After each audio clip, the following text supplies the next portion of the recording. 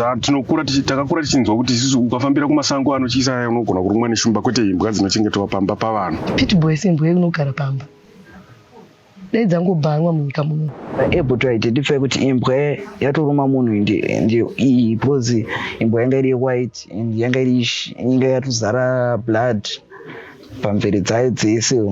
Ropa ranga rakatozara pamba pese paipa. Imbwa yacho yakadya munhu yanga yakatozara ropa chimuromo wese nemiri wese yanga yakatozara ropa. Hanzi mapitbull imbwa dzachoni imbwa dzine hasha zvekuti imbwa idzodzo dzinofanira kugara dziri dzinhu zvakachengetedzeka zvekuti hadzifaniri kutombobuda kusangana nevanhu. Nyaya iripo yandoda kungotaura hangu at large ndeyekuti let's not let our need for security threaten the freedom of other people. Munhu ake aiwa nenjere dzisina kunyatsoita zvakanaka, saka munhu anga asina timetable yekupinda mumba. But tiri kuti isusu imbwa dzinotyisa kudaro ngadzigare dziri mujurawo. Security ndeyako. It's not the community which needs your security. Saka kana imbwa dzakumuvha the whole community, did we ask for any security help from anybody? No, it's you who needed the security.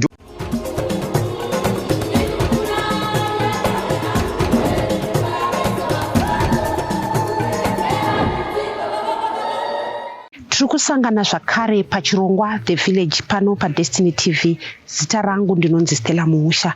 Munyaya inorwadza yaitika kuno kuBluffville, murume ane makore 39 akarasikirwa neupenyu mushure mekunge arumwa nembwa.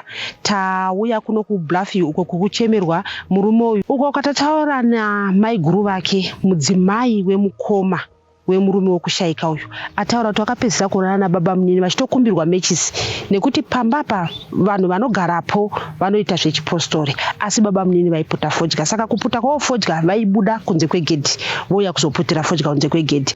Mukama wangu mushakabvu ibrother yemurume wangu. Brother yake mwana wa baba munini wake. Mungatiudze here kuti chii chakaitika musi wazorasikirwa upenyu nababa munini wenyu? Bamunini takaswera nawo Saturday setinawo pamba. Takagara dubuloto kusekuru kutono redu chagara muloni. Saka zuva riwere tingoripo. Ndakazombobuda zvomafova ndatsoka zvangu. Tingoripo tese vatabika tikadya zvemanheru. Saka around after past 10 pane munhu wanda ndakamirira plus nati nemwe urongwa wangu waripo vanhu vachienda kunhamo Zambia. Saka urongwa ihwohwo wangu waenda kunobata maoko wangu wabva wadzuko. Saka ndopa kumapasi half 10 to 11 akabva atoya achikumbira masitike matches usiku. Usiku achida kuenda achida kuputa fodya yake. Saka fodya yaputirwa aputirwa kunze kwegedhi bosi hatidi fodya. Ndo pandakapedzera kuona naye kuma half 10 to 11 ndonguva dzacho mafungira ndiri kuita kuti time yapa yanga yairi. Takazodaidzwawo nezuro kuseni zvinzi muone mukomana wepampenyu akarumwa nembwa ari paseri apa. Saka kusvika kwatakaitawo ipapo vataona kuti upenyu hwemunhu hapasisina. Zvakatirwadza ende chikadzi kuti unongoshamba kuti munhu wandaive naye zvanomba sei. Saka ndokushayika kwakaita tichizoenda kunoripota kupolisi. Mapurisa achizouya achito basa rawo kusvika munhu azotakurwa aendeswa mumusha. The owner wembwa akasungwa. Imbwa dzakamuruma mapitbull ndinonyatsoziva but pakazoyowe vanoona nezvembwa ndopakasara pane mamwe mabhridhi wanga aripo but dzandinonyatsoziva mapitbull. Zviri kureva here kuti munharaunda muno muhongu tiri kuona dzimwe dzimba dziri mujuraho hapana akanzwa baba munini venyu vachichema nekuti panorumwa munhu nembwa zvinhu zviri kuitwa panyama yemunhu zviri kurwadza havana kukwanisa kuchema here? Kuchema wakanzwa 1 chete bhozi imbwa idzi kana dzichibata idzo hadzina noise dzichingofema chimwe chisaundi so. Saka munhu akangonzwa kanoise yesvi but pakazodaidzwa achizoona akati ndazvinzwa around past 11 to 12 ndo pakazvinzwa. Imi mamusina kumboona kuti baba munini havana kudzoka mumba? Ini ndakatopinda mba na 11. Titsananguriro pamusoro pemuvakidzani wenyu. Tinoziva kuti vamwe vanoti muvakidzani ndiyo hama yepedyo pedyo, vamwe votofuti muvakidzani anotenge muvengi wako. Muvakidzani wenyu imbwa idzi aidzichengetera pai? Nekuti takatarisa pamba apa tiri kuona hapana security yakanyatsote tsvikiti tingati imbwa inokwanisa kubva yatongogara iri mukati megedhi. Indaingodzona dziri ngori muyadi panze dzisina kusungwa. Hapasvikike padhuze nesaifambira kusaidhi kuno kwechotyoimbwa saka zedzingochitendera payadhi papa. Muri kureva imimi kuti imbwa idzi dzaitotyisa imimi kunyange vagari vemuno muBluffville?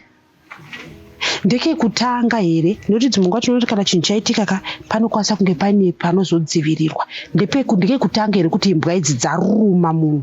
Kwaingori kungodzitya here kuti motoziva kuti dzakatomboruma umwe munhu saka maidzitya? Pane akamborumwa hake but dzakarumwa pagumbo zvatone time last year iyo zvatone time but mushure mekunge munhu yeye arumwa pane matanho here akatorwa nemuvakidzani wenyu mimi kuedza kuchengetedza vanhu kuti vasarumwa? Nemunhu wacho akataurira nawo akazonzi wakarapisana handina kuzonzwa hangu zvakafamba sepo zvinongazoteri nyaya dzemuketi mewanhu but akarumwa pagumbo mukomana wacho. Asi magariro embwa idzi akazochinja here? Nokuti tinoziva kuti kana imbwa yangu ikaruma munhu pamwe ndoenda kuisungirira kuti ndinoivakira pekuti isazobuda. Pane chakachinja here mushure mekunge umwe munhu arumwa? Ndaingoona zvazvingori zvisemu magariro aingota nembwa dzake ndiyayo. Tinoziva isusu kuti kana takagarisana tikaona kuti zvinhu hazvina kuita zvakanaka tinokurudzirwa kuti titaurire vanonzi vari in authority. Edha munhu ari kuita noizika kuti imimi hamuna here sevavakidzani kungotaurawo nevanoona zvenzvimbo kuti magariro ari kuita imbwa idzi su tinodzitya? Community yakambotaura kana mucommunity nyaya yacho yanga irimo.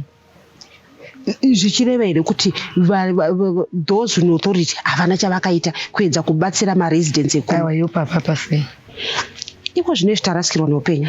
Chii chamurida kutaura? Nekuti zvimwe zvichida dai matanho akatorwa nasuno tisiri panapa tisiri kuchema mudikani wenyu. Chii chamuda kutaura imimi pamusoro pevanhu vakatadza kuita basa ravo nemazvo kuti zvichida zvaitika nase zvichidzivirirwa? Ndikuti dai pakakomplaina wakakomplaina mucommunity dai pakatorwa matanho kuti imbwa dai dzakabviswa pamba apa ende ndichingoti pitbull seimbwa inogara pamba dai dzangobhanwa munyika muno sezvinongoitwa kune dzimwe nyika kuti dziri kubhanwa ngazvingoitwa nemuZimbabwe muno kuitira kubva patiri chienda mberi nevamwe vatasara navo vatiri kurarama navo. Tisati tasvika kune vemutemo pamwe pacho tinokwanisa kumbotaurira nemuvakidzani wedu senharaunda.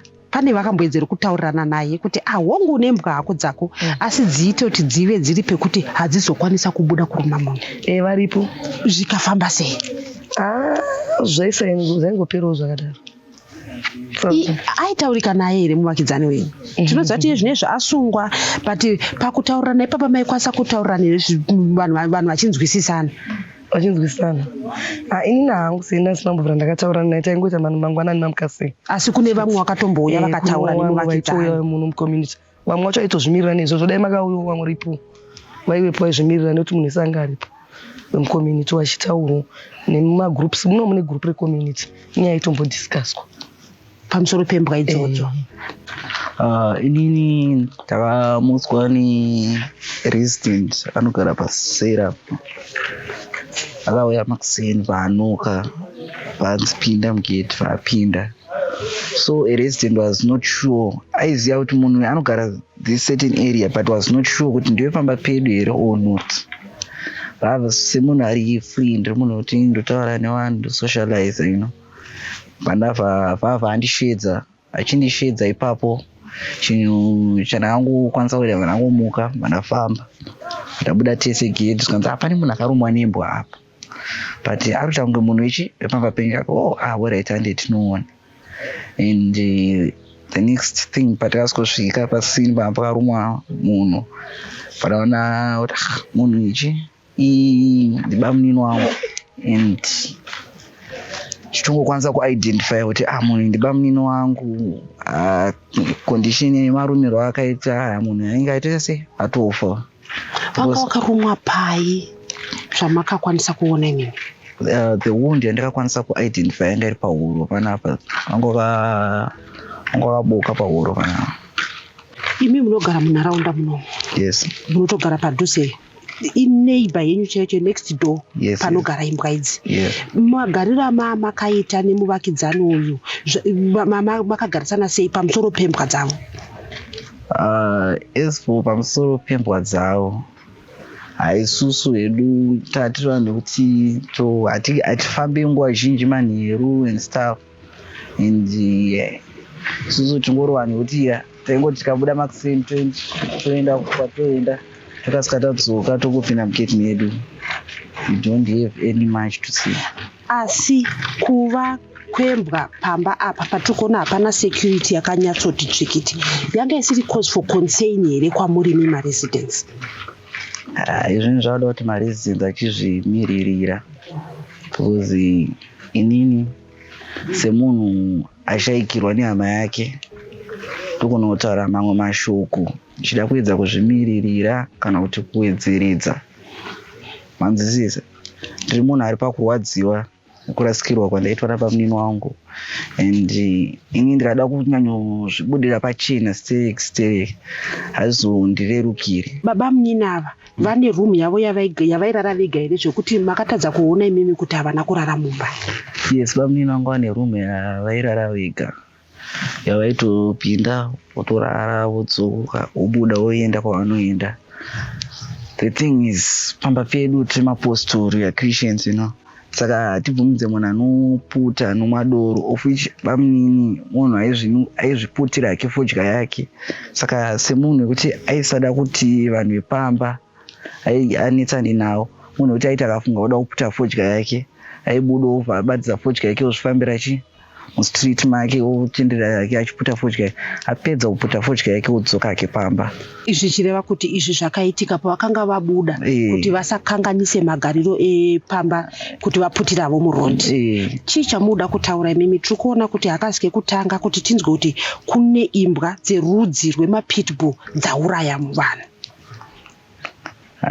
Isusu tanga tingoti vagari vanochengetawo imbwa ngavangokwanisa kungoisawo security iri nani pazvinhu zvavo, because zvinozosvitsa vamwe vakaita sesu varasikirwa nehama dzavo tinge tichirwadziwa zvikuru nekurasikirwa kwataitwa nehama yedu. Chii chamuda kuti hakune vemutemo, nekuti pane mamwe mashoko ari kubuda kunzi kunyange mapurisa vaitadza kupinda pamba apa kana vauya vachida kubvunza nezvembwa, kune vemutemo chii chamukutarisa kuti chinge chinoitwa pamunhu wekuti haana kunyatsochengeta imbwa dzake nemazvo nazvino dzasvika pakuuraya munhu?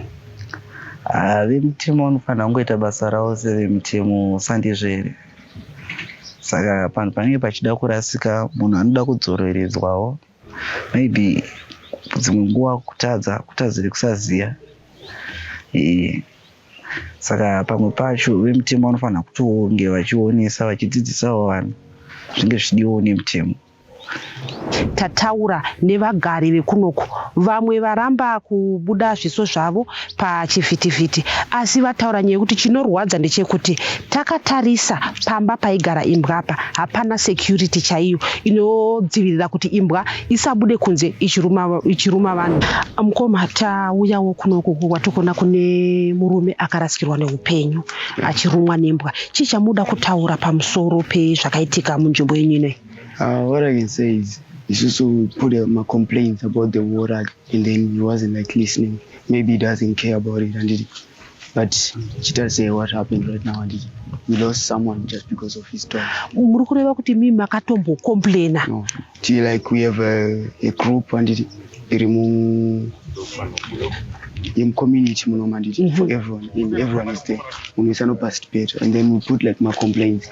Several times I've meet up with Mbwa yake, and like Panzanenge Ziripa it, jamba, because Imbo, and so sometimes jamba, and then Takatonga some complaints, but it seems like no one is listening and move on, and then izo zvichitasepa point yatasvika. It wasn't supposed to be chiri chinhu chinoitika. We don't expect kuti munhu anzi aurewa nembwa, muona. It doesn't make sense. Mukutaura nyaya yekujamba, imbwa dzaijamba pai, security yakamira sei pamba pane imbwa apa? Hapana security, because kana makatarisa munotarisa kuti pane security. Security ingoripo ndiyekajurawo kadiki karipo. This is not security, and haisi security, because imbwa inojamba. Nyangwe ndakatora kamongoro chaiwo ndakagaisa pakanojamba. Pamakapa imimi chichemo kuti pamakakomplainawo kuti imbwa tikusangana nadzo dziri kujamba, itai something about it, vakaita sei? He doesn't respond. Maicomplaina sei? Maivekutara naye here kuti mugroup ndo mamaizvitaura? Ndo mataitaura macomplaints edu. Iye muridzi wembwa idzi akanga arimo mugroup imomo? The thing is, iye akataura kuti he wasn't in the group, anga asimo mugroup. Ngona. Iye akataura kuti anga asimo. Several times I've met up with these dogs. Kakawanda stereki ndokunoda kupfura kuenda ukuku. Sometimes toda kupfura kuenda uku. but panapa papfurike manheru izvozvo ichokwadi munhu wese anochiziva nekutya imbwa idzodzo no yeah nekutya imbwa at the same time because panapa imbwa dzino zvakasiyana nekuti pitbull is a different type of a dog anditi imbwa itori different pane dzimwe imbwa brain yadzo mentality yayo iyo pachezvayo iri different mukuona yanga akadzitraina zvake sometimes hadzibudewo hadzo but pane nguva dzekuti imbwa kana itori pahiti yakanzwa imwe hwema yemwe imbwa iri pahiti inoda kuita jump on inenge it's obvious hatingambo understand so we talked about it and then maybe my neighbors ake havana kumuudzawo or what surprises me is kuti my neighbors ake they didn't even know about kuti iende upi because my neighbors they have to communicate, you understand, because in terms of the zvinhu zvakadai so zvakaitika hatitarisira kunge pange pachiti it's so disappointing muona chii chamakutarisira iko zvine takutoona kuti upenyu hwarasika chamakufunga kuti tinokwanisa kuitwa imimi kuti zvakadai so zvisazodzokoredzwa zvakare obviously it's justice. He has to pay for it. Yes, they have to do something about it because life yemunhu and munhu wese ari important to everyone. Tataura zvakare nevavakidzani umwe ati iye anoputawo fodya aitosangana nemurume uyu vachikumbidzana moto zvekuti izvozvizvi ari kushaya kana kuti oita sei nekuda kwerufuru. Ataura iye akati vachikura vaingonzwa kunzi munhu aurayiwa neshumba, zvinokatyamadza kuti munhu anonzi iye aurayiwa nembwa inochengetwa pamba ichichengetwa nevanhu. Tete zvinhu zvinotyisa, zvinhu zvinoshamisa zvekuti shuwa kubva tichikura, ini ndichikura inini handisati ndambonzwa chiitiko chakadai kuti munhu anourayiwa nembwa. Takakura tichinzwa kuti isusu ukafambira kumasango anotyisa unogona kurumwa neshumba, kwete imbwa dzinochengetwa pamba pavanhu. Apa tichaziva kuti imbwa dzava dzine nzara kana kuti imbwa dzava dzisina kuchengetwa kwakanaka kana kuti zvinhu zvinonetsa kutsanangudza. But maonere edu isu vanhu vekuno vekublafiyo kuno, imbwa idzi dzava dzisina kuchengetewa kwakakwana. Imbwa dai dzava dzineka kuchengetewa kwakakwana, dzingadai dzava dziri mujuraho kana mumakeji dzakavharirwa dzakakirwa. Hanzi mapitbull imbwa dzachoni, imbwa dzinotonzi dzine hasha zvekuti imbwa idzodzo dzinofanira kugara dziri dzinhu zvakachengetedzeka zvekuti hadzifaniri kutombobuda kusangana nevanhu. Imbwa ngadzigare mumajuraho kune vaisa vanochengeta imbwa. Imbwa ngadzikirwe, imbwa ngadzivhurirwe muridzi wadzo wasvika, kwete kuti imbwa dzinonge dzichitongobuda panze muridzi wadzo usipo dzotoruma vanhu vari kufamba. Imimi maimbodzionawo here imbwa idzi dzichifamba zvichida masikati kana usiku? Ya imbwa taidziona manheru, in fact dzaibuda dzichigara parona chingokurira vanhu, chero munhu wese apfuura dzaingokura. Apa security panga pasina, hapana kana security kana majiravhuru kana machii. Saka ivo zvaifanira kuita, waifanira kunge wane jiravhuru rakanaka, wakarivakira zvakanaka uye wachichengetedza imbwa dzavo zvakanaka kuita kuti dzisajambire kunze dzichiruma vanhu. Saka zvichireva kuti vanhu ava vanga vasina care nembwa dzavo idzi, because vanga vasina basa nazvo kuti dziri safe zvakadii nevanhu uye nevanhu munharaunda anogara kwatakaita. Muri kuona imbwa imimi dzinotyisa dziri kubuda kunze kwegedhi, hapana security yakakwana. Sevagari vekuno kumambo makamboedzawo here zvichida kutaura nemuridzi wembwa kana kutaura kune vanoita zvemutemo vanoona zvenzvimbo inoyi kuti munzvimbo matiri kugara kune imbwa dzatiri kutya?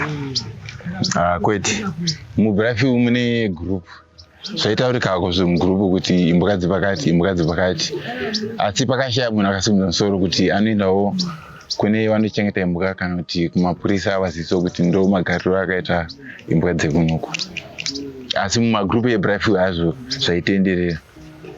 Tambotaura nevamwe kuti vati isu taitotya kupfuura neipapa. Imi makasangana nedambudziko iroro here rekuti pamwe munototya kutoti kana nguva dzakadai so dzakwana handichakwanisa kutopfuura nepanzvimbo iyi?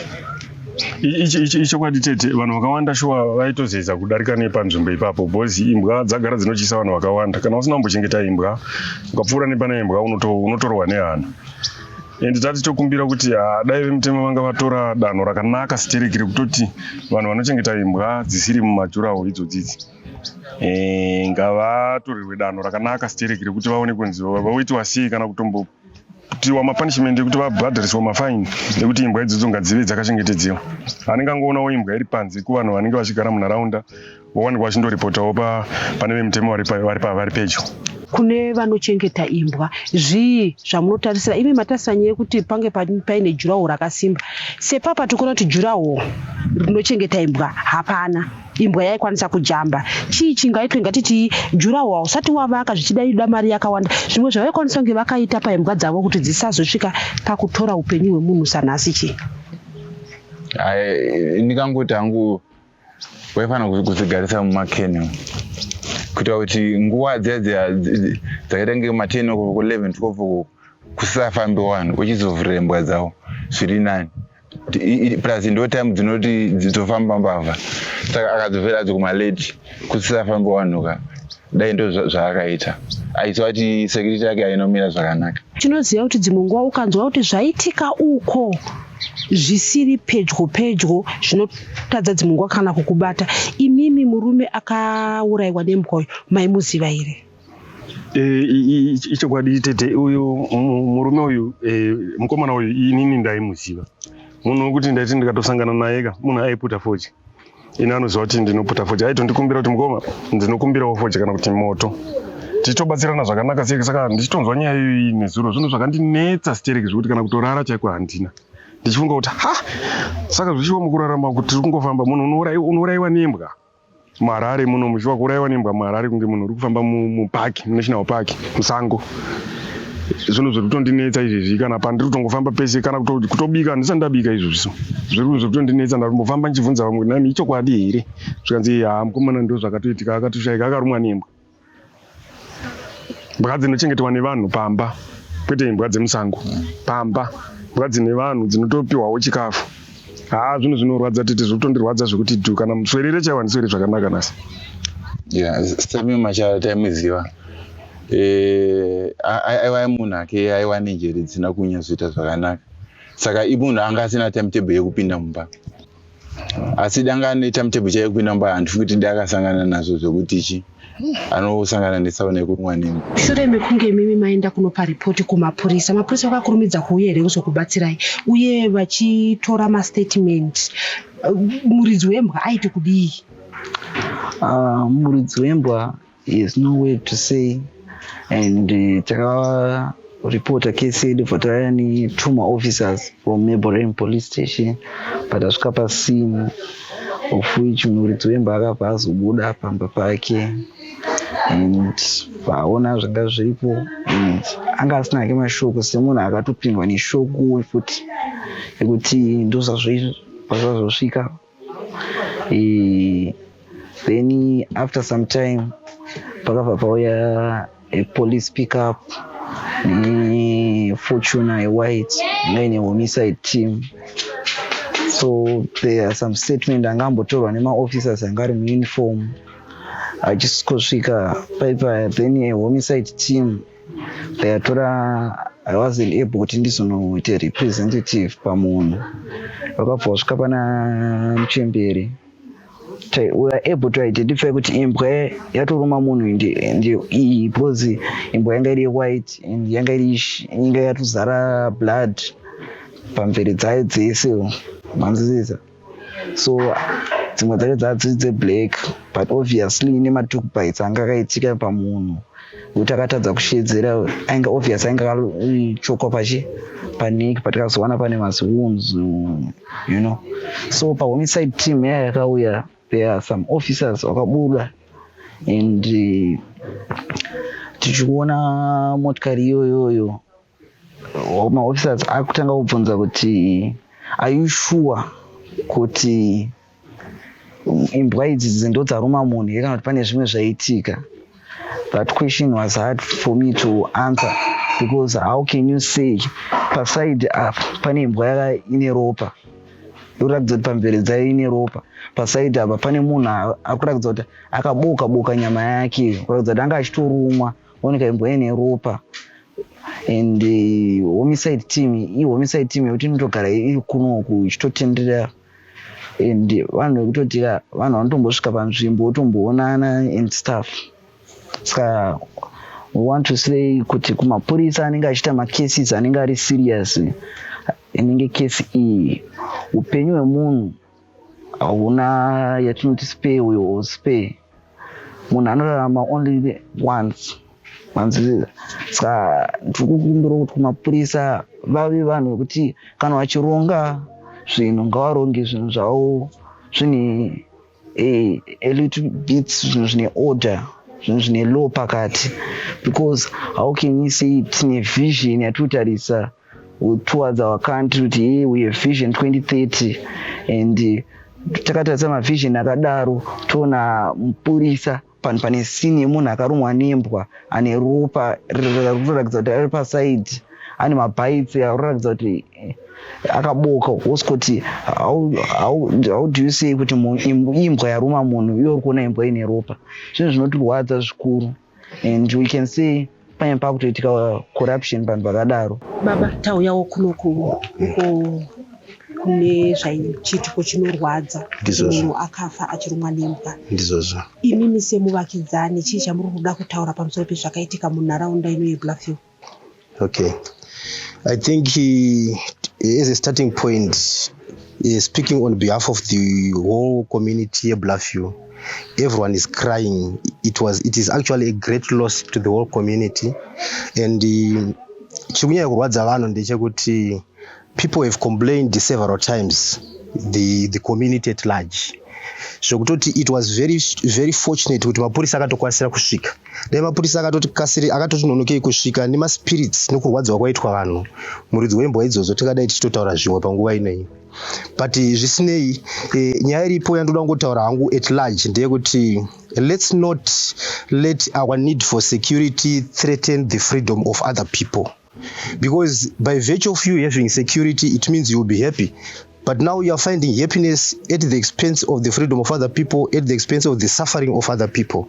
Saka tikuti isusu takarwadziwa zvakanyanyisa nechikonzero chekuti you keeping very vicious dogs, pit bulls.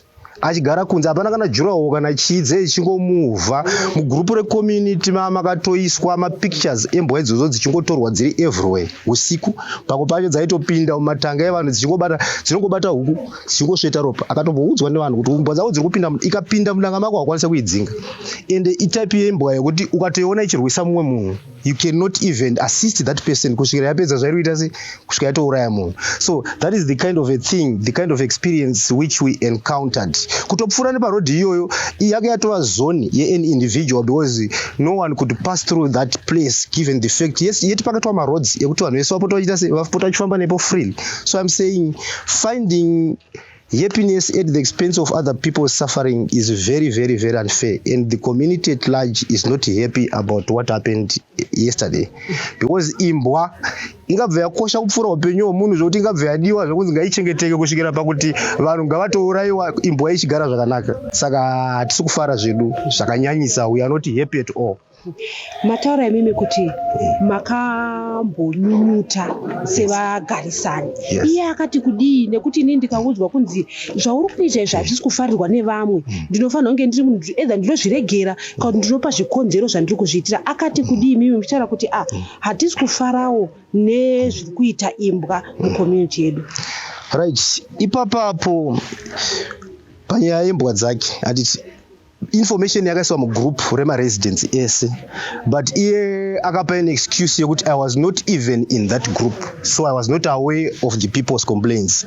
But panhau yekuti imbwa dzaitouya dzichitonoita se dzichitonodya huku dzevanhu usiku dzichitobata mumatanga dzichiita sei, ipapapo aingopa mapromise yekuti I will compensate obva amirira ipapo. But kuti tione an action yekuti juraho riiswe, because it's an open space, apo imbwa dzacho dzakawanda ati dzaitosvika kuma9 iko zvo dzasara dziripo 4-5 ari maput bulls, the most vicious dogs, imbwa dzinorasa njere dzedzo kuti kana muridzi wachi waene chaiwe inogona kutokupandukira. Imwe yacho yakatodimbura gumbo, imwe yacho kutoona dzichitorwa pache zvadzo unototya. Saka pamaresponses ipapo iye akataura kuti hanzi I was not even in the community, saka I didn't know about the people's complaints, but my individuals vaitopota vachitaura kuti shamwari imbwa dzako idzi dzakadai. So iye achingoti in fact what he was saying like yesterday aitotaura kuti imbwa dzangu idzi hadzirume munhu anenge asina kuita se asina kudziprovoka. But in the case of what led to the death of this guy manje, kuti tichiziva kuti angaprovokwa here or he was just moving around idzo imbwa dzake dzichingomuvawo panze sokugara kwadzinongoita, no one knows. But tiri kuti isusu imbwa dzinotyisa kudaro ngadzigare dziri mujurawo. Security ndeyako. It's not the community which needs your security. Saka kana imbwa dzako move the whole community, did we ask for any security help from anybody? No, it's you who needed the security. Ndione zvinhu zviri expensive zvinoda kuva secured. Saka put a screen wogara mukati nembwa dzako, zvinhu zvako zvichengeteka. Chii chamuri kuda kutaura imi pamusoro pembwa dzakunzwa muchisananga kuti imbwa dzacho idzodzidzika mhando dzembwa dzinotozivikanwa kunzi ndo zvadziri. Tiri kuona kuti munyika medu munomu tiri kunzwa macases akawanda evanhu vaurawa nemhando dzembwa idzi.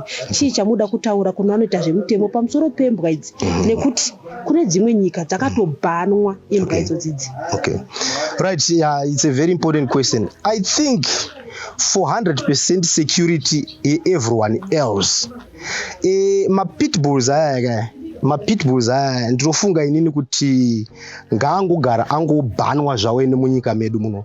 Imbwa dzesecurity dzakawandisa. Mapurisa chaiwo vanototichengetedza vane imbwa dzavanoshandisa wani maGerman Shepherd nechichi dzichitoprovide enough security that we require as long as they are trained.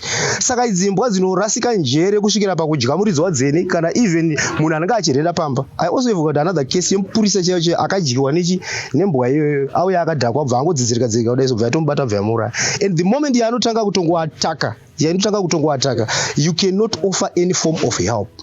Saka tiri kuti isusu to be 100% safe kuti tisarasikirwa neupenyu hwevanhu, because the expense yokuchengeta mwana kubva ari mudiki kusvika akura akusvika paextent yekuzvishandira, it's so great that expense to just lose that person overnight neya kuti angorumwa nembwa achifamba muroad kwete kuti achifa apinda pamba. Saka I strongly feel and on behalf of the community that especially kwedu kunoku hatichatombodzidi zvachose ameno kune vemutemo nekune dzimwe nzvimbo imbwa idzodzo ngadzibviswe zvachose. Imbwa dzakawandisa but type yembwa dzedzedze dzidiwe dzezoda kugara kusango kudzichihanda munzou nenhingirikini nema dangerous animals nema lions zvichiurayana ikoko kwete kune vanhu. No, we don't need those dogs, please. Tinoona kuti panokuvadzwa munhu nekuda kwepeni munhu anochema hapana here akambonzwa kana sound pairumwa murume uyu, nokuti zviri kunzi munhu akazongoonekwa kuseni. Right. Akaona mutumbi wemukomana uyu ndiani? From the look of the things, maneighbors mazhinji vakanzwa kukura kunoise yembwa. It was around 12 pakanzwa noise yembwa dzichikura, but kuchema kwemunhu hakuna kwakunzwikwe.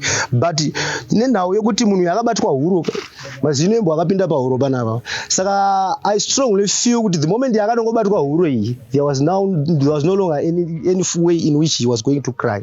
But imbwa zvokuratidza kuti pane noise iri kuitika, maneighbors vese vakaita se vakazvinzwa, and it was around past 12. Then tomorrow morning madzimai acho yazochera mvura pamugodhi ndo vakazoita se vakatanga kuzoona munhu uyu kuti pane munhu akawira apo, bva atodedzawo mumwe muneighbor achibva atoya akabva atoziva kuti munhu uyu anogara panext apo, kwakutomhanya papi pamba ipapo. Ropa ranga rakatozara pamba pese paipo. Imbwa yacho yakadya munhu yanga yakatozarawo ropa chimuromo wese nemiri wese yanga yakatozara ropa zvekuti zvava zvitori pachena. And the first time yaenda vanhu vaenda ndichizodedzwa inini ndakatosvikoona yanga yakutojambira futi munhu anga yapo zvekuti spirit yekufighta yanga isati yapera, yakatomboya kutojambira bva atozobata zidombo ndo paikaita se takadzokera futi yakatobuda futi gate kutodaro kutouya pasini pacho futi.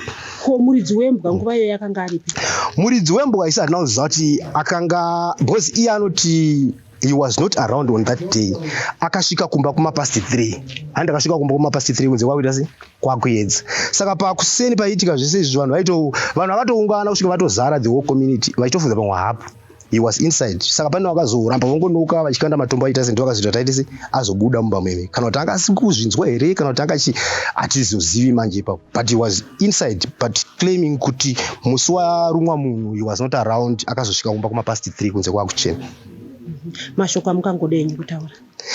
Right, mashoko andikangoda kutaura ndeyekuti sezvanambotaura pakutanga kuti pane zvimwe zvinhu zvatogona kuchengeta zvipfuwo, but ngaticherechedzei, especially the type of dogs akaita seizvi, ngaticherechedzei kuti tiri kuzvichengeta nenzira zvinofanira kunge zvichengetwa nayo here, uyezve basa ratiri kunyanya kuzvidira nderei, because isusu katiti tiri kuda security dzimbo dzachigare dziri mumaraini ka zvakureva kuti pamba panosara pasiri secure kapo. Saka tiri kuti isusu ngative nechikonzero chakakosha chekuchengetera imbwa dzedu. Kana tava nechikonzero ichocho tomeka sure kuti we are keeping them the right way they are supposed to be kept, because imbwa dzakaita semagerman shepherd dzemapitbulls eze kunonoka kuipa chikafu chaiko chaiko inotokurumira izvozvo handiti. Saka kana tati taakuzviita, let's provide them with the food at the right time, the right meal yajaira, zvorega kuthreaten other people's life.